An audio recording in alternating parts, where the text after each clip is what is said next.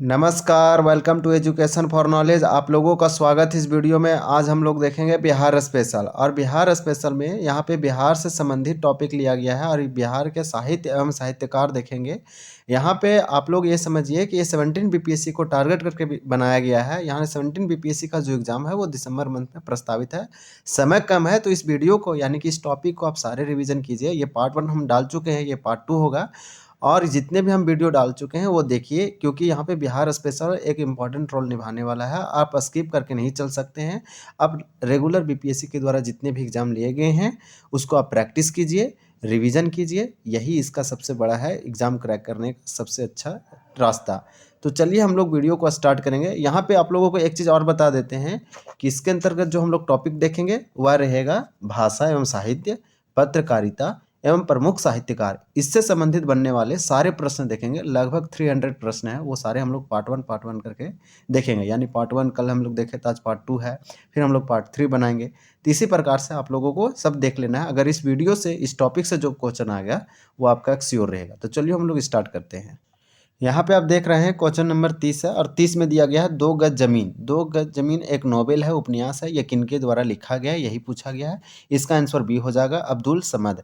Next देखेंगे question number हम लोग 31, और 31 में दिया गया है क्वेश्चन नंबर में आप देख सकते हैं कि निम्न में से किसकी रचना को साहित्य अकादमी पुरस्कार मिला था। यानी कि इनमें से किसकी रचना है, बिहार के वो कौन थे जिनको साहित्य अकादमी पुरस्कार मिला है। तो यही हो जाएंगे सी, यानी अब्दुल समद। तो 31 का आंसर सी हो जाएगा। 32 नंबर क्वेश्चन देखेंगे, और 32 नंबर क्वेश्चन में दिया गया है, आप देख सकते हैं, बिहार में उर्दू को द्वितीय राजभाषा का दर्जा कब मिला था। तो बिहार में पहला जो भाषा है राजभाषा वह भी हिंदी है, और द्वितीय राजभाषा यहाँ पे बिहार में उर्दू है। और उर्दू को जो मिला था राजभाषा का दर्जा, यह बिहार में मिला था, यह 1984 में। इसका आंसर ये हो जाएगा 32 नंबर का। 33 नंबर क्वेश्चन है, और 33 नंबर क्वेश्चन में दिया गया है कि किस देश में भोजपुरी बोलचाल की प्रमुख भाषा है।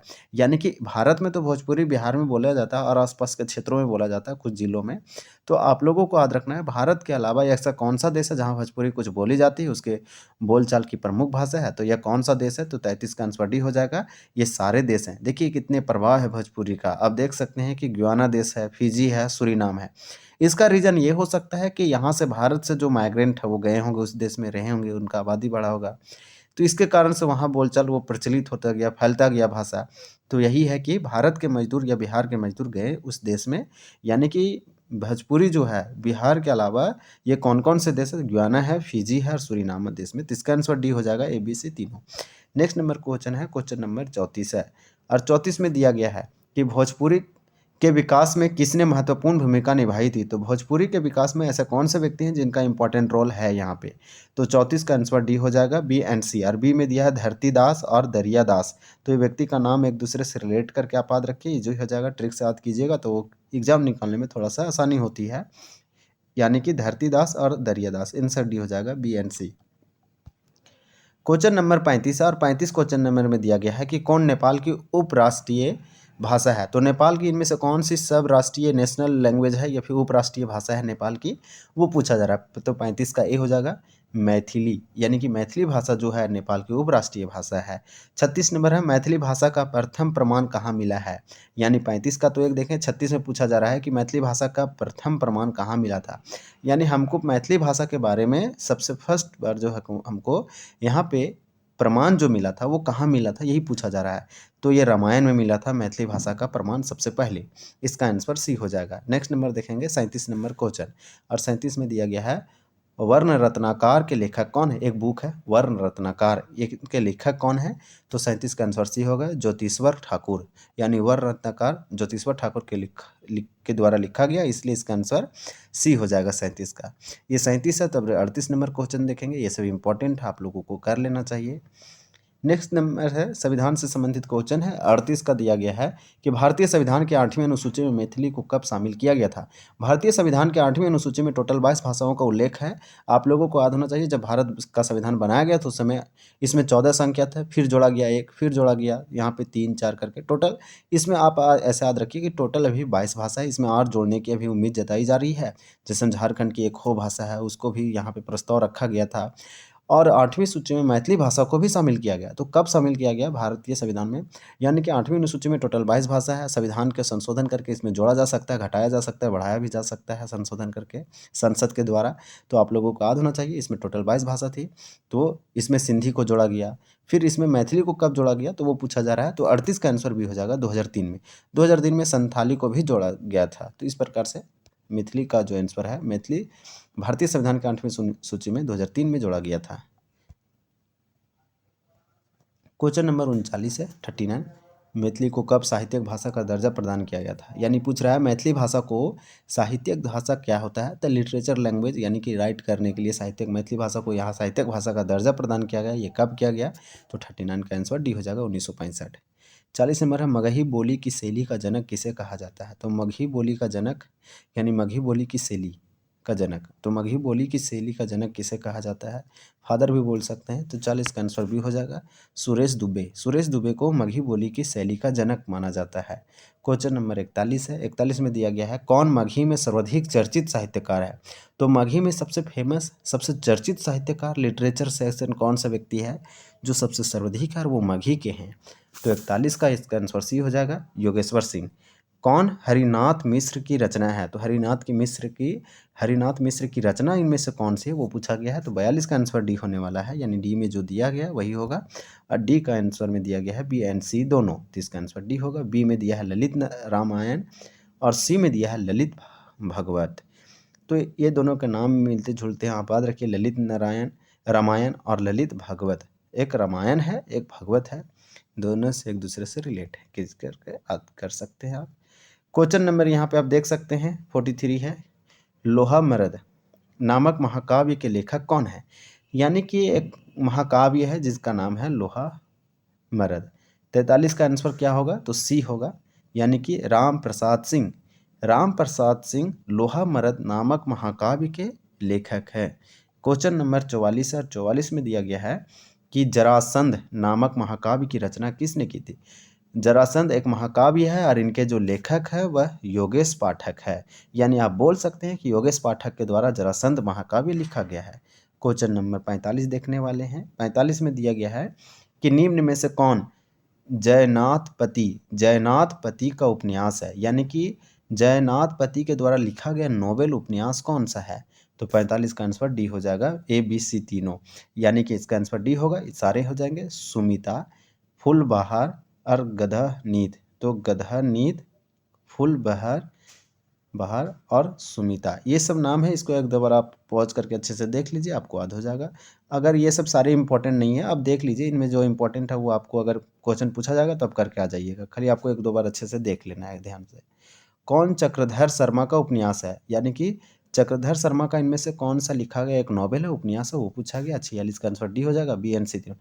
हाय रे 3 दिन एंड साकल्य और हाय रे 3 दिन, यही दोनों इनके द्वारा लिखा गया है, चक्रधर शर्मा के द्वारा। नेक्स्ट क्वेश्चन देखेंगे। क्वेश्चन नंबर यहाँ पे 46 है। अब 47 नंबर देखेंगे। 47 क्वेश्चन नंबर देख सकते हैं। हालांकि बीपीएससी में साहित्य एवं साहित्यकार से इंपॉर्टेंट नहीं, लेकिन भाषा वगैरह है तो इंपॉर्टेंट हो जाता है, क्योंकि पत्रकारिता है, प्रमुख साहित्यकार है, भाषा एवं साहित्य, तो पूछा जा सकता है कौन सा प्रथम भाषा, कौन सा लैंग्वेज है, किसको दर्जा कब मिला, ये सब इंपॉर्टेंट है। और बुक से कुछ कुछ पूछ लिया जाता है। जैसे हम राजेंद्र प्रसाद के द्वारा लिखा गया कुछ बुक का नाम आप लोगों को याद होना चाहिए, पिछला बार बीपीएससी में पूछा है, तो इसी तरह से पूछ लेता है, तो इस वीडियो इंपॉर्टेंट हो जाता है उसके एस्पेक्ट में। 47 नंबर क्वेश्चन है। 47 नंबर में मगही के दो फूल, तो मगही के दो फूल नामक नोवेल या उपन्यास के लेखक कौन है? यानी कि इस आप बोल सकते हैं कि इनमें से कौन सा व्यक्ति है जो मगही के दो फूल नामक एक उपन्यास लिखे हैं? तो 47 का आंसर बी हो जाएगा, छोटू नारायण शर्मा। छोटू नारायण शर्मा मगही के दो फूल उपन्यास लिखे हैं। क्वेश्चन नंबर नेक्स्ट देखेंगे 48 है, यानी 48 क्वेश्चन नंबर है। सोना के सीता नामक एकांकी संग्रह के लेखक कौन है? सोना के सीता एक एकांकी संग्रह है, इनके लेखक कौन है? तो 48 का आंसर भी हो जाएगा केशव प्रसाद वर्मा। क्वेश्चन नंबर हम लोग नेक्स्ट देखेंगे 49 नंबर। 49 में दिया गया है निम्न में से कौन असत्य है? इनमें से कौन सा एक इनकरेक्ट है, वही पूछा गया है, या फिर फॉल्स भी आप बोल सकते हैं। तो इसका आंसर डी हो जाएगा, यानी कि यही इसमें गलत है। गोपाल रावत पिपासा, इसका आंधी रात के बाद, यानी कि ये करेक्ट मैच है। रघुवीर प्रसाद, भस्मासुर, बाबूराम सिंह, तो लमगोड़ा, यहाँ रघुवीर प्रसाद समदासी है, इसका भस्मासुर हो जाएगा बाबूराम सिंह लमगोड़ा, लेकिन ये गलत है। इसका आंसर डी हो जाएगा 49 का।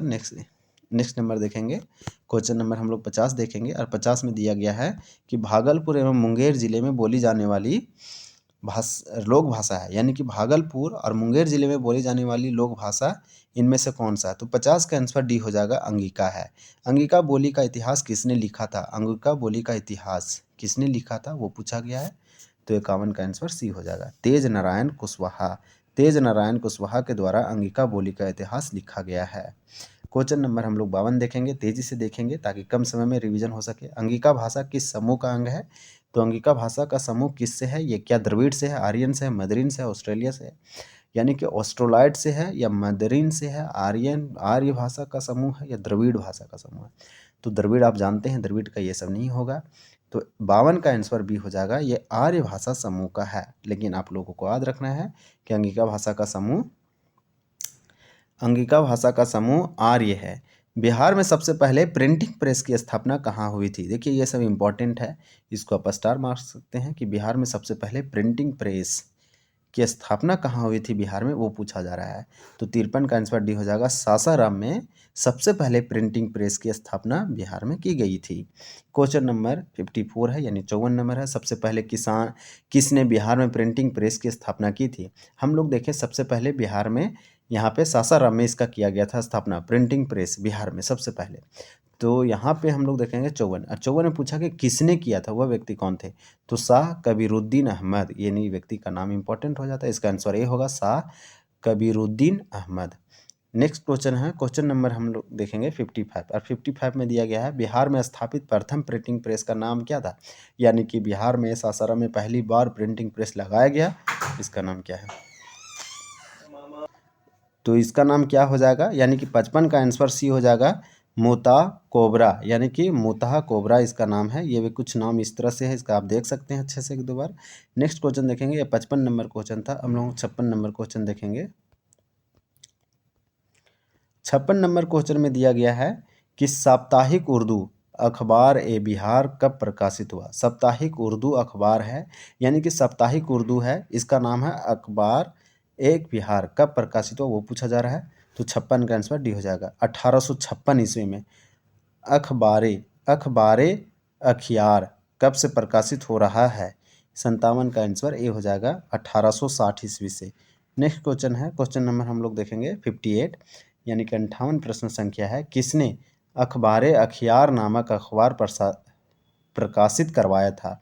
तो 58 का आंसर हो जाएगा बी, राय सोहनलाल, यानी राय सोहनलाल ने अखबारे अखियार नामक अखबार प्रकाशित करवाया था। क्वेश्चन नंबर 59 है और 59 आप देख सकते हैं,